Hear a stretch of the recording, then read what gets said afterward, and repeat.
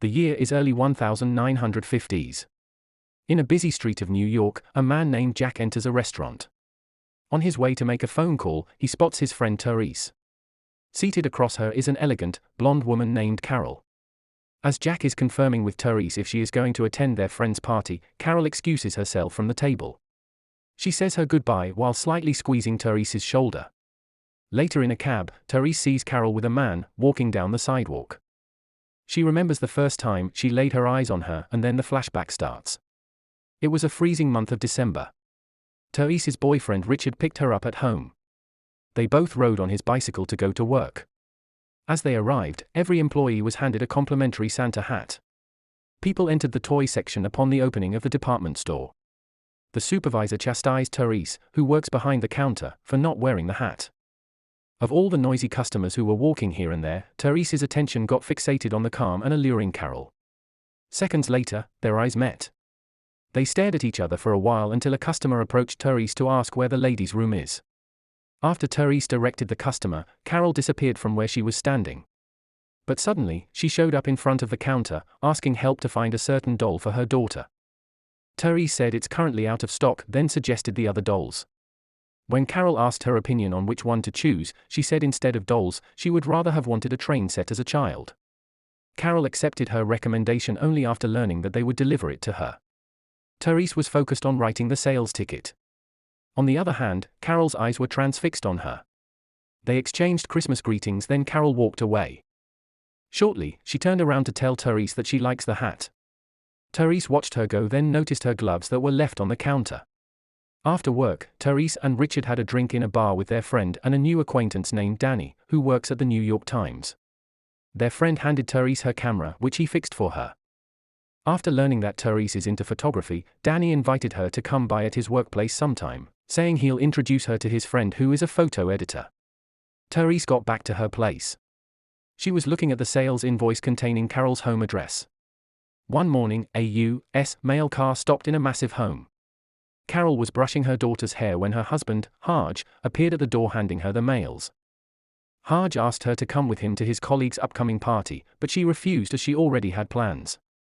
Rindy innocently exposed that her plan is to meet a certain Aunt Abby. With the mentioned name, Harge's mood and tone changed that made Carol cancel her plan and agree to his invitation. Back at the department store, Therese was called over by her supervisor to answer a phone call. Carol was the one on the other line. She thanked her for returning the gloves and asked if she could take her for lunch to show her gratitude. Day after, they met at a restaurant. As soon as they sat down, Carol placed her orders without looking at the menu. Therese looked at it for several seconds but nervously uttered that she'll order the same. Carol asked for her first name since what she only knew is her last name. Therese told her and also asked hers. Later on, Therese complimented Carol's perfume. Carol thanked her and said it's from Harge. Therese asked if Harge is her husband. Carol confirmed but added that they are getting divorced. Their meals were served. As they were eating, Carol invited Therese to come visit her on the coming weekend. Therese gulped, said yes, and smiled. After the meal, Therese was seen standing outside the restaurant looking at Carol, who was fetched by a woman. They waved each other goodbye. On the way to the party, Abby, Carol's best friend, got curious about Therese. She asked who she is, so Carol told her Therese's name as well as how they met. When they reached the venue, Abby dropped off Carol then went on her way. At the party, Carol danced with Harge while being watched by his mother. She was spotted alone later and was approached by Jeanette. Jeanette told her that she and her husband would love to have her on Christmas if she is going to be celebrating it alone. Carol thanked her but said that she might get away by herself for a few days. Meanwhile, Therese came over to Danny's workplace.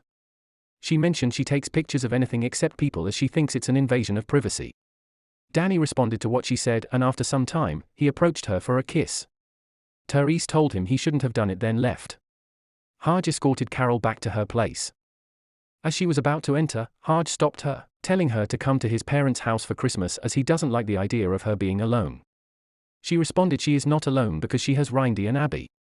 Upon hearing Abby's name again, Harge expressed his annoyance. Later, after carrying the sleeping Rindy, Carol played with the train set. Weekend came. Richard was being overly worried for Therese, who is about to visit Carol's place, that when Carol arrived, he told her to bring back her girlfriend safely. On travel, Carol striked a conversation, but Therese was so quiet and just low-key eyeing on her and on everything she is doing. She made a stop to buy a Christmas tree. This is when Therese finally had the urge to take pictures of human beings rather than animals and non-living things. Arriving at the house, Rindy excitedly ran to Carol's arms.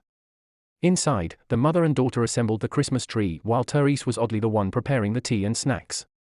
In the evening, Carol asked Therese if it was her she was taking pictures of in the tree lot, so Therese apologized and said that she should have asked first.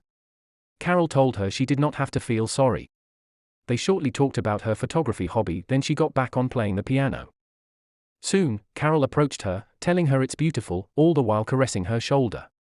Carol opened again the topic of photography, which ended in her telling Therese to invite her at her place to see her works. Just seconds after, she got frantically surprised on Haj's unannounced visit. Haj, upon seeing Therese, looked at Carol suspiciously. He was there to pick up Rindy, all of a sudden, due to her mother's request. Rindy was supposed to stay with Carol until Christmas Eve, so they argued about it. Carol was upset regarding that, but Haj, obviously, was upset for another reason. He confronted Therese on how she met his wife. Therese started to explain, but Carol interfered. After sending off Rindy with Haj, who is noticeably still in love with her, Carol came back inside the house. Stressed. She let that stress out on Therese, so after being driven to the train station, as soon as Therese got seated, her tears fell. She felt really hurt for how Carol acted towards her. And Carol knew well about it. She called her to ask for forgiveness, which Therese immediately accepted. She also managed to make her agree to coming to see her before their conversation got interrupted by noisy tenants. Daylight came and Carol went to her lawyer's office. She was told of the bad news that Haj sought an injunction which denies her any access to Rindy until the hearing. The hearing for sole custody of Rindy that Haj just filed on the basis of her association with Abby and Therese. Later, Carol was relieving her stress in a sidewalk corner when she saw a new model camera from a store. Speaking of store, Richard was waiting for Therese, who bought a vinyl record gift for someone. On their way back to the apartment, Therese was telling Richard her plan of getting a job related to photography. Richard was not interested at all and just kept bringing the topic of forming a family with her. She got angry for that reason. Carol met Abby. She sadly talked to her about Rindy and informed her about the injunction. Abby was feeling guilty, but Carol told her not to. They eventually managed to be happy when Abby talked about the redhead woman she is eyeing. Carol did not tell her yet, but by just seeing the item she bought, Abby knew right away that she is planning to bring Therese with her on her trip. She asked Carol if she knows what she is doing. Carol replied that she doesn't. After meeting Abby, Carol showed up at Therese's doorstep. She immediately gave her the case containing the camera and told her to open it. When Therese did, all she ever managed to say was, "Oh, Carol." Carol looked at Therese's photographs. Hanged in the wall is also Therese's picture when she was a child. Carol felt emotional upon seeing it as she was reminded of Rindy. Next scene shown was them talking on the rooftop. Therese had known about the injunction, and she felt useless since she can't help nor offer anything.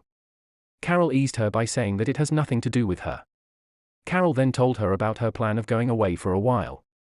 She was saddened by it, but after hearing Carol's invitation if she'd like to come, she delightedly smiled, and straight off said yes. Richard was displeased with Therese's sudden trip since he already made plan for the two of them.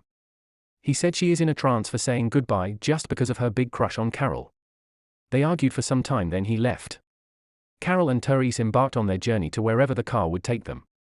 Their first stop was at a diner where Therese surprised Carol with the vinyl record she bought. That vinyl contains the piece she played on piano for Carol at her house. While Carol was thanking her and appreciating the gift, she instantly grabbed her new camera and took a candid shot. At night, while the two were on the road, Haj went to Abby's house looking for Carol, because Rindy wanted to be with her mother for Christmas. He rudely ordered Abby to get Carol, thinking that she is inside since there are no other places she could possibly be. Abby got back with him for his rudeness before saying Carol is not in her house, and then eventually shutting the door on him.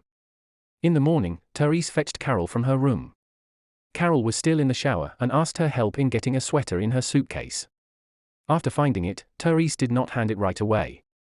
She savored first its scent and grabbed another cloth, leading for her to discover that Carol has a gun in there. It made her ask Carol if she feels safe with her and if there is something scaring her. Carol commented that she is full of surprises before telling her that she is not scared.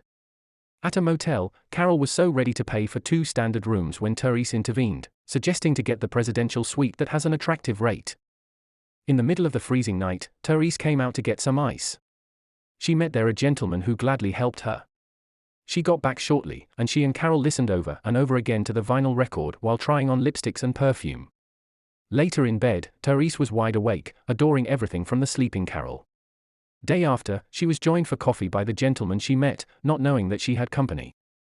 She and the man chatted for a while Carol was only silently watching and listening to them. They continued the trip, then stopped at a luxury hotel where they again shared a big room, and where during dinner, Therese showcased how reliable she can be for Carol. Morning came and Therese was on the line to pick up her mails. Carol, on the other hand, was secretly trying to call Rindy. Harge answered the phone, so she dropped the call immediately. They carried on with the trip and came to a stop at a city called Waterloo. Them again in one room, greeted each other a Happy New Year. Carol said that she and Harge never spent New Year's Eve together. For which Therese responded that she always spent it alone. In crowds. But she is not in that year. She held Carol's hand that was in her shoulder. And what Carol did was untie her night robe. And so, they began kissing. As they got on bed, Carol admired Therese's body before they proceeded in making love.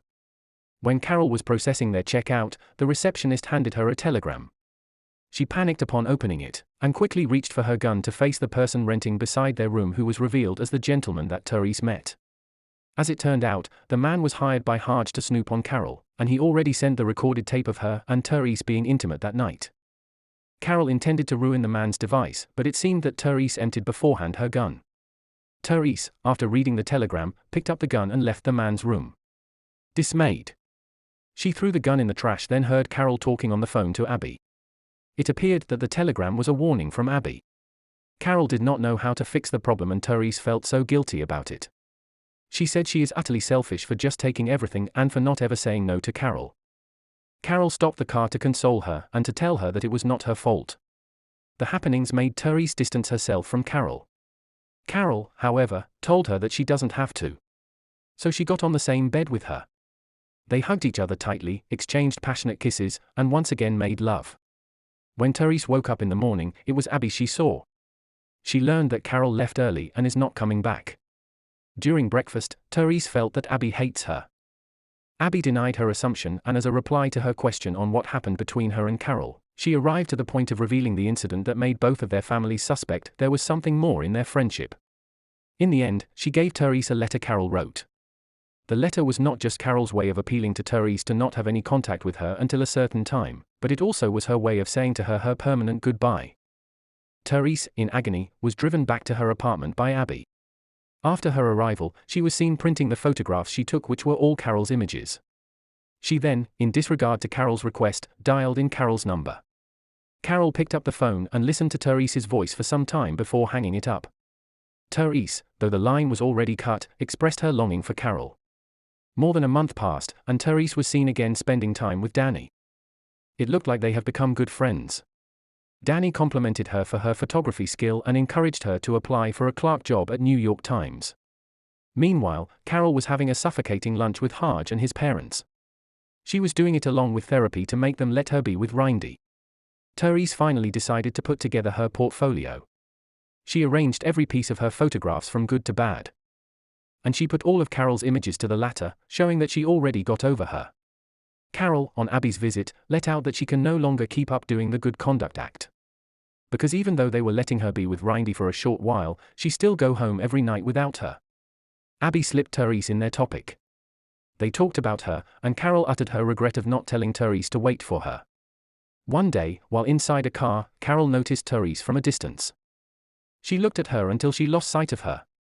She was on her way to meet Harge and his lawyer to arrive at an agreement about Rindy's custody. Her lawyer was competitively fighting for her, but she stopped him to say that she is finally giving up the custody to Harge, as it is the right thing to do and for them to stop already in hurting each other. She stated her conditions and left with a warning that if Harge won't take it, then they would go to court. And it would seriously get ugly. Therese got the clerk job at Times. She was handed a mail that was hand-delivered by Carol herself, inviting her for a tea in the coming evening. She threw it in the trash, but she was later seen sitting in the restaurant Carol mentioned. Carol expressed how surprised she is that Therese came and also how proud she is of her achievements. She then noticed the big changes in her character, including the fact that Therese can now easily say no to her. She mentioned she and Haj are about to sell their house, and she already got a job and an apartment. And that apartment is big enough for two.